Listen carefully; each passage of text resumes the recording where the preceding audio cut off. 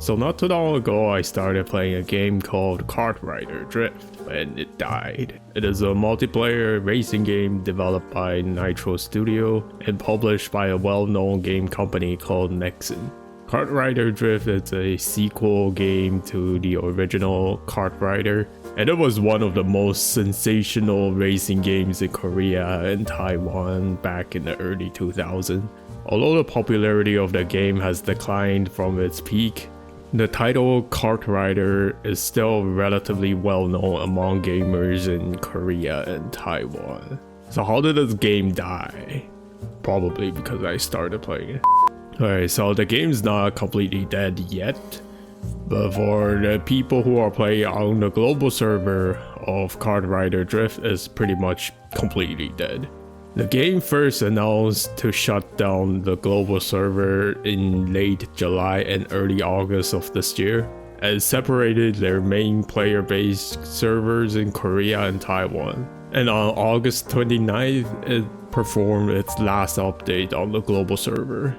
In simple words, the global servers have been abandoned and the developers only keep the Korea and Taiwan servers. Not only that, the game used to run across all platforms from consoles to mobile, but now they decided to only keep the PC version of the game running. The global server, as well as the players on non-PC platforms, will officially shut down in February 2025. But like I said earlier, they have performed their last update on these versions, so therefore although the servers are running, there is no more update anymore. Why did I shut down the server? Well, here's a simplified answer. There are simply not enough players in the global server. It is not worth for the company to keep the server running and lose money because of it. Therefore, they decide to shut down the global server and keep the servers with their main player base alive. There are a lot more information on the financial side of Kartrider Drift from Korea, but from what I can see as a global player, it's just not much information available on why they decided to shut down. It really felt like they suddenly just decided to shut the game down and didn't give out the reasons why they're shutting down. The slap in the face to global players, especially some of the loyal hardcore players, was one of the hardest things to swallow. The worst part is the devs didn't even put out an announcement about shutting down the server. The info was mixed within their dev blogs and it wasn't even highlighted. So if a global player didn't read the dev blogs, they would have never known that the servers are shutting down. Imagine going on your game one day and suddenly know that the server will shut down and won't be updating anymore. There are a lot of reasons why there are not that many players playing this game, and it really falls on the developers and how they run the game. Now, according to this Korean article, there have been a lot of issues within the company of Nexon and Nitro Studio. What is really interesting is that the developer, Nitro, has a team around 200 people, yet they took so long to update a little amount of content in the game. I believe there is a lot of internal issues within the studios and the company that led to the result of the current state of Kartrider Drift. So why are there not enough players? As a player of the game, I could sense some sign about this game going downhill. The gameplay itself, I think, doesn't have that many problems, but everything else about the game is just a mess. Let's start with the big one, the long queue time, which is the direct cause of the lack of players, in my opinion. Having to wait for 2.5 minutes to run a single race was a pain in the butt, and this negatively reinforces players to play because it takes so long for a race to start. Thus, less people queue and leading to a longer queue time and leading back to less people wanting to queue and then leads to even longer queue time. This is often the norm for speed mode. Item mode, on the other hand, has always some players queue and can often start a game within 2 minutes or so. Another problem on top of the queue time is the loading time of the game. After queuing up enough players, everyone will be put into a lobby.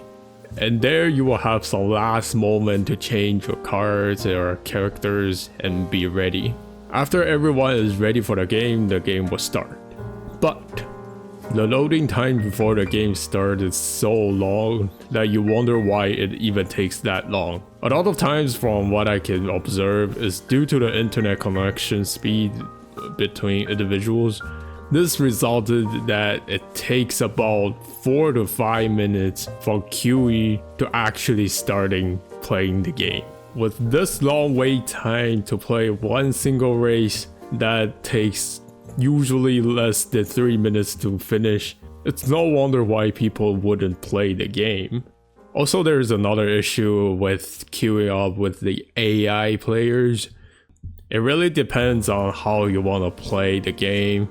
I personally think playing with AIs are not that terrible, but a lot of players, they come up, it's a multiplayer game, so they want to play against other players.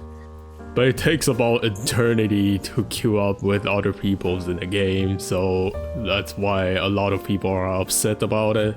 The problem with AIs though is that the AIs are bad at running the game. The game set the difficulty of AIs way too low. So if you have a decent skill in playing, say in the speed mode, then you will get really bored after playing a couple rounds because they just can't compete with you at all. And that's why a lot of people don't like playing with AIs, because they're just bad. Also, like I mentioned a little bit earlier before, the amount of updates for this game is really slow. There's practically no event that I can recall from the 2 months of me playing, other than the one new set of maps that was released 1 week before they announced about shutting down the global server. How does a multiplayer based game not have events to keep the players playing? The only updates from this game are just new items in the item mall and some season pass. The only thing that encourages players to keep playing the game is just the rank grinding. But the grinding just gets boring as time goes on, and there is nothing else to encourage the players to grind. The rewards aren't as good or really worth the amount of time that a player needs to put into to get these rewards. The same map gets old really quick, and plus the long queuing time just discourages players from grinding. As a person, I would say I understand why they shut down the global server, but as a player, I just hated the decision. And I only played it for about 2 months. The point that really gets me angry is how the dev treated the global players. We were pretty much just abandoned. They went like, see ya, and we were left with nothing. No compensations, no refund, no nothing. They didn't even bother to give out some of the in-game items for the global players to enjoy for their last moments. Deeply sorry, Mike. The most ironic part is probably that the last update consisted of the company Nexon 30 years anniversary event as the last event for global players. The celebration event feels more like a funeral than actually celebrating. Or it's actually it's like a sarcasm towards the global players. It's like, yay, we're 30 years into we operated for 30 years, but y'all just... Like I said, everything they did to shut down the server is really just a slap in the face to the players. I felt betrayed by the game, and there is nothing I can do about it. I can't even imagine what the hardcore players felt. I met a friend in the game and I always saw him online and streaming the game. After the shutdown announcement was made, I never seen him since. Although I was still pretty new to the game, I did grinded some stuff in my account, and I'm really upset that all of them would just be gone. like in a really short period of time. I think that's pretty much about it. It's a really simple breakdown on why the game has died. I'll see how this game will end up in the future and maybe hope that global server might come back one day. But even then, if it did come back, I don't think the global players will ever trust Nexon on keeping the server alive anymore. So my hope for this game to become alive once again in the global server is really low. I don't really feel like it's gonna happen. But who knows, we'll see. Are you also a player that got abandoned?